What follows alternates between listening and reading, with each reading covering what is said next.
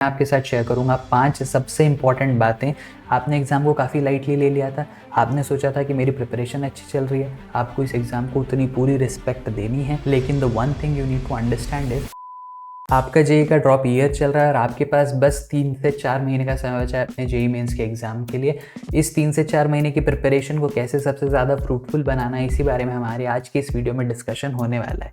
So high all, this is निर्वाण पवार और आज की इस वीडियो में मैं आपके साथ शेयर करूंगा 5 सबसे इंपॉर्टेंट बातें जिनको अगर आपने ध्यान रख लिया तो आप अपनी इस 3 से 4 महीने की प्रिपरेशन को बहुत ज़्यादा फ्रूटफुल बना सकते हो। इन 5 बातों में से चौथी बात जो है वो सबसे ज़्यादा इंपॉर्टेंट है, तो वीडियो को पूरा ज़रूर देखना, कोई भी पार्ट स्किप मत करना एंड लेट्स गेट स्टार्टेड। तो जब आपने पिछली बार जेई का एग्जाम दिया था उस टाइम पर आपने एग्जाम को बहुत ज़्यादा अंडर एस्टिमेट कर लिया था and that brings me to the first most important point which is reality check.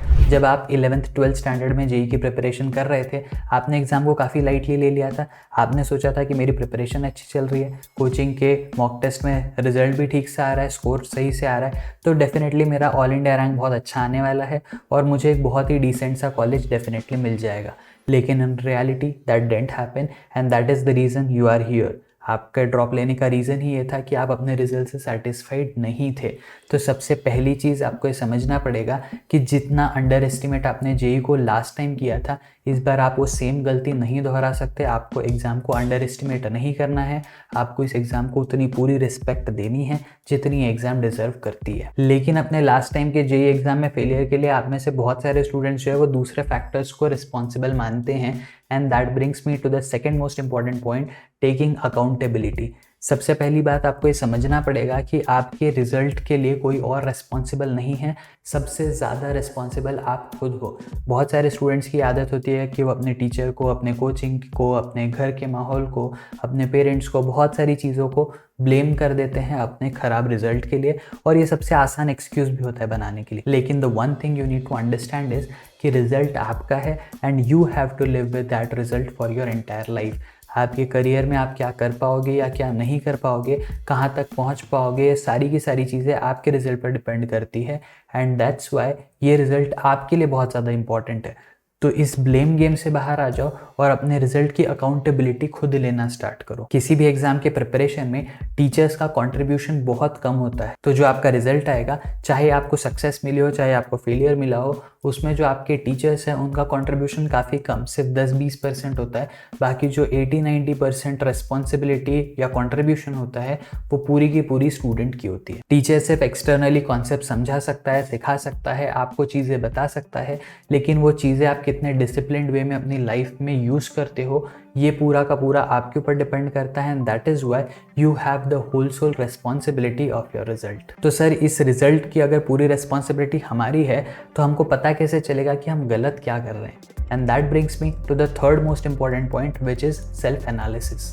आप लोगों ने जेई का एग्जाम ऑलरेडी दे रखा है, आपको पता है कि आपके क्या वीक एरियाज है। आपको याद करना है कि पिछले साल आपने क्या क्या वो गलतियां करी थी। जब आप एग्ज़ाम हॉल में बैठकर एग्ज़ाम सॉल्व कर रहे थे, आपको क्या क्या रियलाइजेशंस हुए थे, और वो सारी की सारी गलतियां आप इस बार ना दोहराओ, ये आपकी रिस्पॉन्सिबिलिटी है। जो गलतियां आपने 11th 12th स्टैंडर्ड में करी थी वो सेम टू सेम गलतियां अगर आप आकर अपने ड्रॉप ईयर में भी रिपीट कर रहे हो तो आपके रिजल्ट में कोई भी चेंज नहीं आने वाला।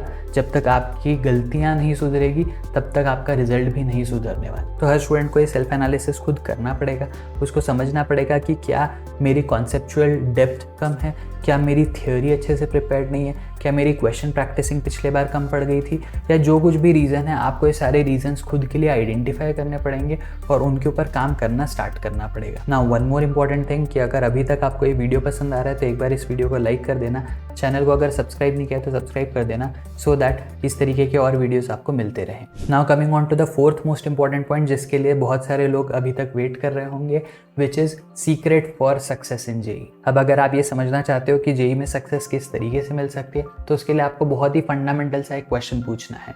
आपको ये क्वेश्चन खुद से पूछ कर देखना है कि एग्ज़ाम मुझसे क्या एक्सपेक्ट करता है, और आपको एक सीधा सिंपल सा जवाब मिलेगा कि एग्ज़ाम आपसे कुछ और एक्सपेक्ट नहीं करता, बस वो एक्सपेक्ट करता है कि आप क्वेश्चन पूछे जो जाते हैं आपसे उनको आंसर कर पाओ, दैट्स इट। मैटर नहीं करता कि आपने कितनी थ्योरी पढ़ी है, मैटर नहीं करता आपने कितनी मेहनत करी है, आपने कितने कॉन्सेप्ट्स पढ़े हैं, आपने कितने घंटे पढ़ाई करी है, आप कितने घंटे सोए हुए हो। The only thing that matters is जो भी सवाल आपके सामने आए हैं क्या आप उनको सॉल्व कर सकते हो। तो इसीलिए the only whole sole thing that can help you is question solving. ढेर सारी क्वेश्चन सॉल्विंग जब तक नहीं करोगे तब तक आप अपने अंदर इंप्रूवमेंट नहीं ला पाओगे, तब तक आप अपने स्कोर को इंक्रीज नहीं कर पाओगे। The only thing that is expected from your side in JEE का exam is speed and accuracy. आप कितने फटाफट से कितने सही तरीके से क्वेश्चंस को सॉल्व कर सकते हो, इस चीज़ का टेस्ट है।